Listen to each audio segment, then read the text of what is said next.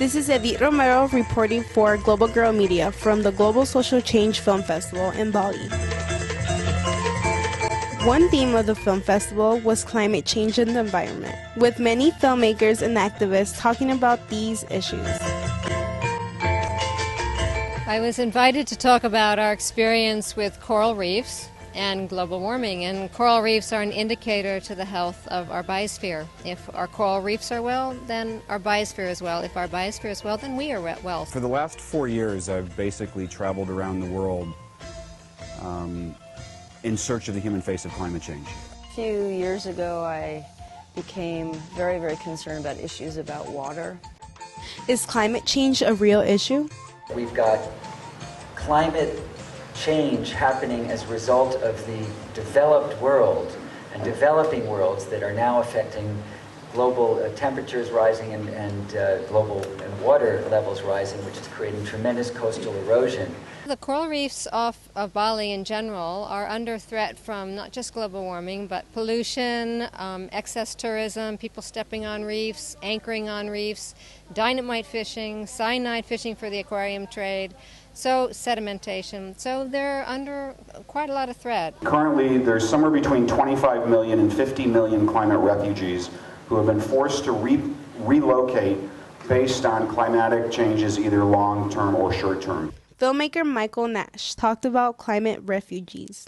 There seems to be a collision in civilization where overpopulation, overconsumption, lack of resources, and a changing climate all seem to be in collision with each other, and the outcome of that is this mass global migration. Climate change is kind of moving beyond polar bears and Greenland and 50 to 100 years away. I mean, we found that it's today, it's affecting tens of millions of people, and it's really all about food and water. Also, I met a water warrior. To me, being a water warrior basically means I have a commitment to it because of the global climate change. The water supplies are drying up, more deserts, the rivers, many rivers don't flow to the sea anymore.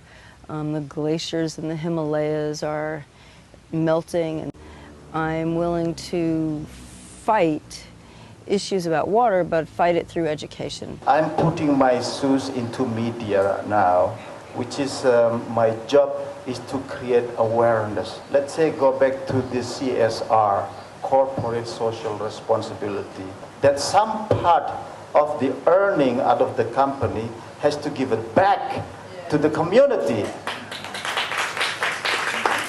None of this multinational company give it back. The drinking water, for instance, that's completely polluted. There are the polluters, I don't care if they put me in jail, there are the polluters. Tell them or ask them to spare some of their profit to give it back to clean the beach of Kuta. Getting the information is the first part, but then how do you get people to be motivated? How do you motivate people to actually make a difference by going to their political advocates and saying, we want to have sustainability? When you brush your teeth, or you're doing dishes, doing the shower, just to not let the water run unless you're actually using it. That's a really precious resource that's going down the drain, and it won't return literally for hundreds of years. I would say, just be aware of what's going on and what is your passion. Tomorrow morning when you wake up, what motivates you? And whatever that motivation is, whether you like singing or whether you like designing or whatever it may be, find a way to include being sustainable, going green into your passion. It's not just science that's going to make a difference, it's every single person on this planet to care about the biosphere, to care about our environment, and all of us to join hands and make a difference. Well, I'm Edith Romero again from Global Girl Media. This is our world and this is my voice.